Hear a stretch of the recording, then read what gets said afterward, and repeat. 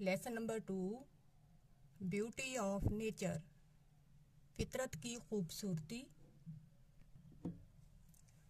Caterpillar, तितली का larva.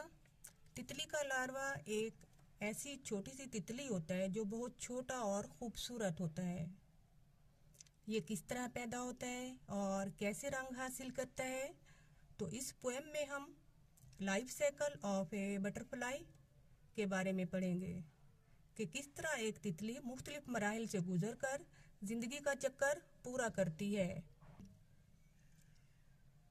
Brown and free, भूरा और समोरी। कैटरपिलर इन आ हरी, तितली का लार्वा जल्दी में। टेक योर वॉक, अपनी सैर करो। टू द शेडी लीफ और स्टॉक, सायादार पत्ते या छाल की जानिब। और व्हाट नॉट, या क्या नहीं।